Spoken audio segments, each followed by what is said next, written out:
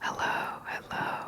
Hi, everybody. I will be reading Ice Age Mammals of North America by Ian Lange. This is a very interesting book. We're going to start with chapter 1.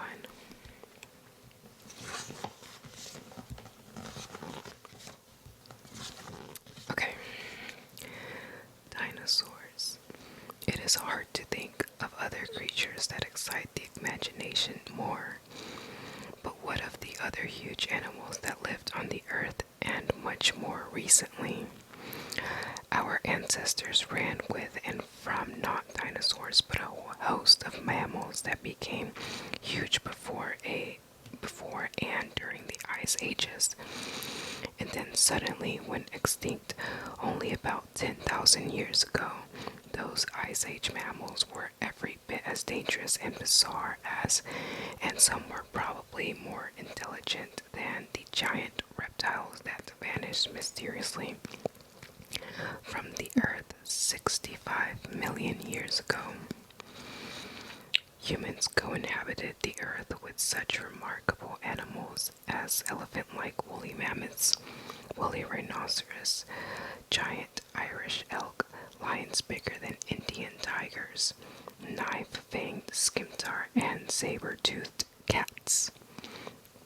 60-pound, 270-kilogram armadillos, and beavers that weighed 400 pounds, 180 kilograms. And in addition to giant animals, birds that dwarfed the ostrich were also about.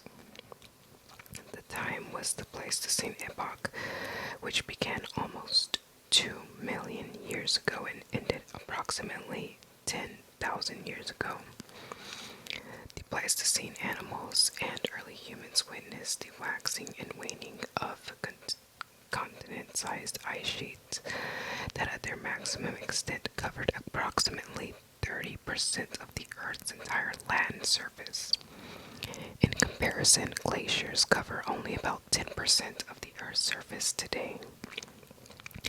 The amazingly large amount of water derived by evaporation from the sea and locked in these glaciers lowered the sea level as much as 280 feet, which is 85 meters. Imagine the Earth then. Glaciers over central Canada and Scandinavia were as much as 10,000 feet, 3,050 meters thick. Virtually all of Canada was buried beneath glaciers, and the ice sheet reached as far as south in the United States as present-day Olympia, Washington, Chicago, Illinois, Kansas, and Long Island, New York. Glacially produced scratches on rock surfaces prove that glaciers rode over the top of 6,288 foot Mount Washington in New Hampshire. In Europe, an ice cap developed on Scandinavia and reached south across the North Sea to cover much of what is now Germany, Poland, western Russia, and all but the southern part of England. The lowered sea level changed England and Ireland from islands to an extension of Europe. Animals and people inhabited the now submerged English Channel. In North America, stumps of drowned trees and terrestrial peat deposits found along the Atlantic coast from New England to the Carolinas attest to the lowered sea level. In places, the coastal plain of North America's east coast extended as much as 190 miles east of the present shoreline, and animals inhabited it.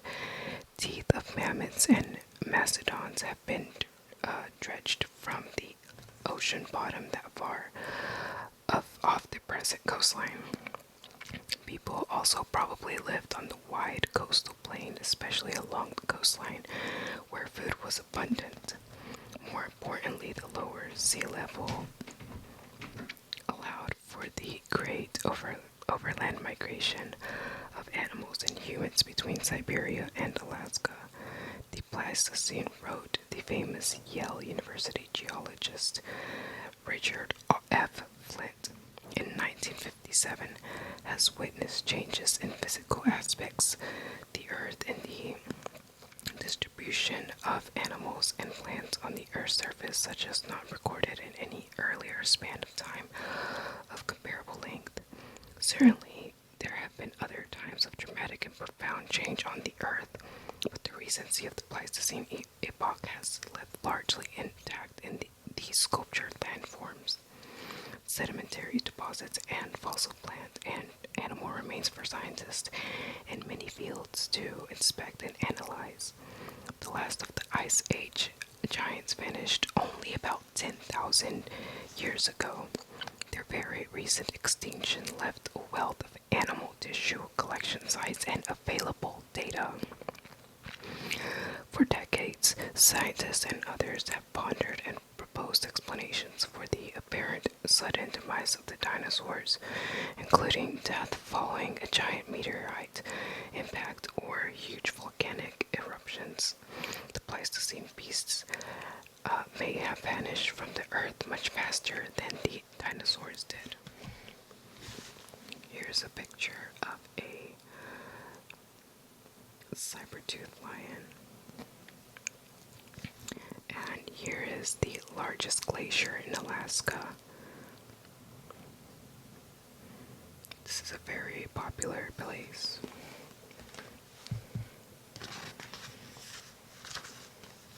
Okay, second page.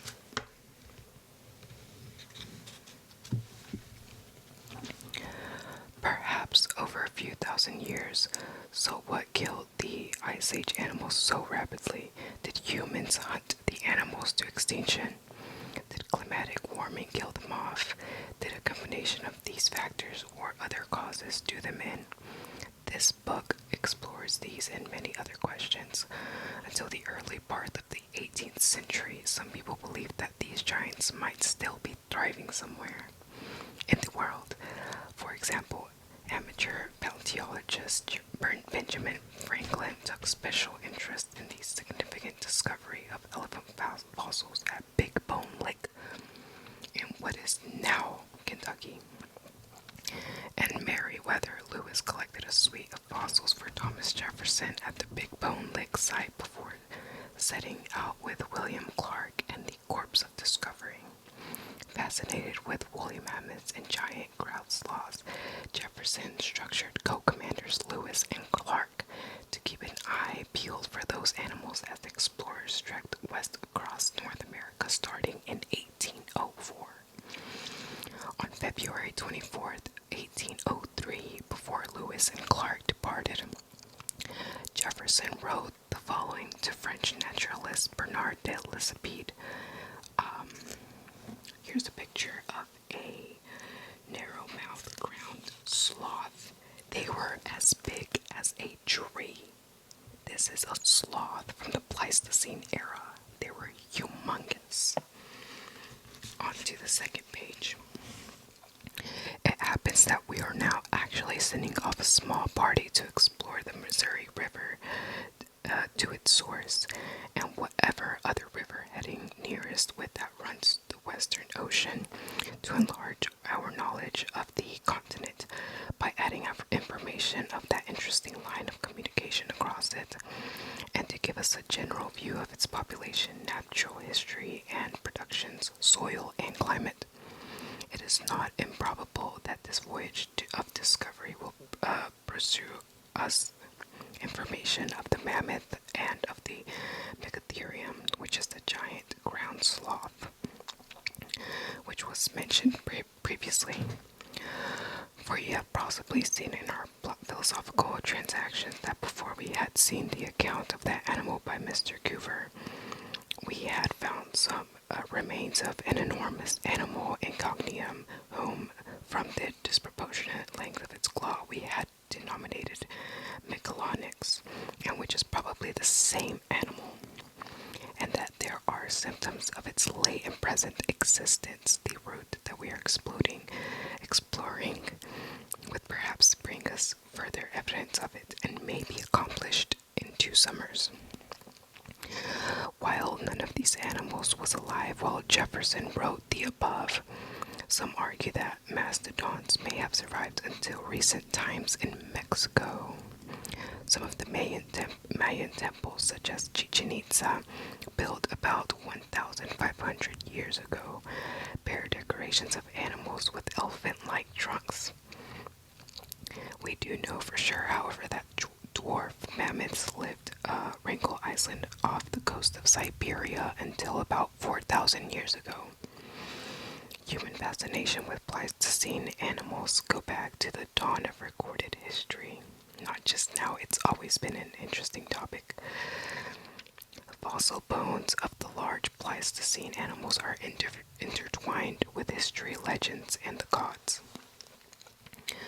Some of the most prized possessions of the Greeks, Romans, and the Tlaxcalan Indians of what is now Mexico were the tusks and leg bones of extinct elephants and other proboscideans. These remains spawned legends of giants among these peoples. Modern vertebrate paleontology and also had its beginnings with the study of the remains of extinct species of elephants. The discovery of the remains of some of these animals have even brought a measure of prosperity to some northern peoples. Siberians alone may have collected and sold more than 50,000 mammoth tusks into the ivory trade. As unlikely as it is, someday we may even be able to bring selected beasts back from the dead using genetic engineering as imaginatively visualized in the Jurassic Park movies. The first to be resurrected because of the amount of available preserved matter in the frozen tundra may be a woolly mammoth calf born to a modern elephant. Chapters that follow in this book, which we will be reading, expand on many of the thoughts introduced here. We'll begin with description of the Pleistocene world and the geologic time leading up to it, then look at possible causes for the ice ages, and the heart of the book focuses on the animals that ranged over North America during the Pleistocene time, their characteristics and origins, time of extinction, and interactions with the early humans. This book also includes some of the hardy animals that made the transition from the Ice Age into the present. We then consider the various theories of extinction, including possible human influences. This book will conclude with a list of museums and websites, which I will provide, where you can learn more and about the views and remains reconstructions of these beasts and all of their glory. Okay. Before we begin, let's take a look at how scientists classify living organisms. Scientists and perhaps most humans love to organize and classify things. We have classification schemes for buttons, motor vehicles, dirt snakes, birds, you name it. The Greek scholar and teacher Aristotle developed one of the earliest known classifications of organisms.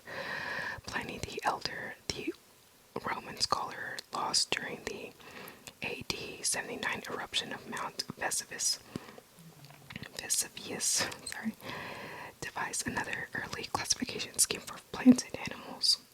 However, the classification system in common use today for both plants and animals was developed by the Swedish naturalist Carl von Linné, or Linnaeus, who lived from 1707 to 1778. Linnaeus devised a system whereby plants and animals have both generic or genus and specific or species names. For example, the American black bear is Ursus americanus. The grizzly or Alaskan brown bear is Ursus arctos. And the polar bear is Ursus maritimus. In these examples, Ursus is the genus for Ursus americanus, Ursus arctos, and Ursus maritimus are the species. Taxonomists classify living and extinct organisms in increasingly smaller groups, starting with kingdom and proceeding through the phylum, class, order, family, genus, or species. Families are groups of related genera named by choosing one of the included genera as a type of family, then adding ide to the root. The cat family then is the family of Felidae, and so it goes with the exceedingly large groupings of the classification. Within a family, some genera are more closely related than others and are referred to subfamily and a tribe. A genus is a collection of different species that have significant common attributes. For example, the lion, tiger, puma, and leopard are all members of the genus Panthera, a species in an assemblage of individuals that have common form and are measurably different from other assemblages. The members of a species can produce viable offspring that in turn can produce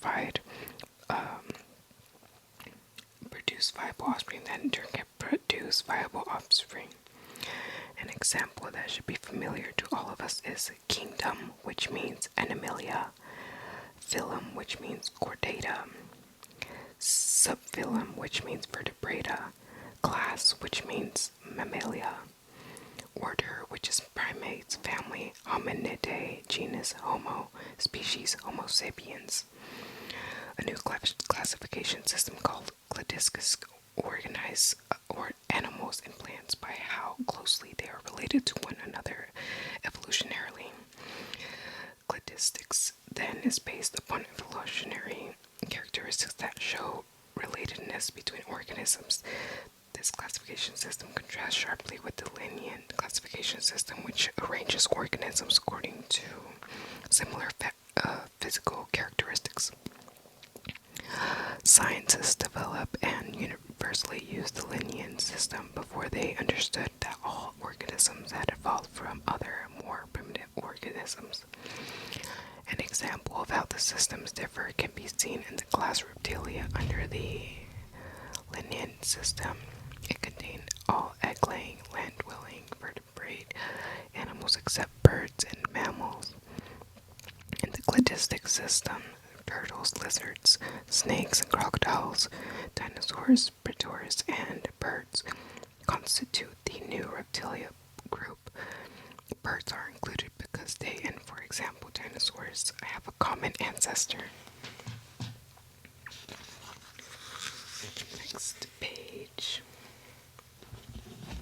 Okay, now it shows measuring by age in millions of years. So quaternary is Holocene, Pleistocene. The age in years, Cenozoic, and the Jurassic period, which is 144. Age in millions of years. Jurassic, which is 199. And yeah, it's the geologic timescale. And that's all for chapter 1. I will read the rest of this.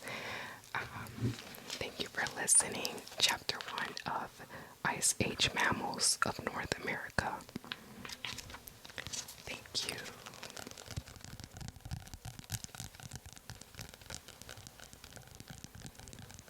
Thank you for listening. Have a beautiful day, morning, or night, whatever it is for you.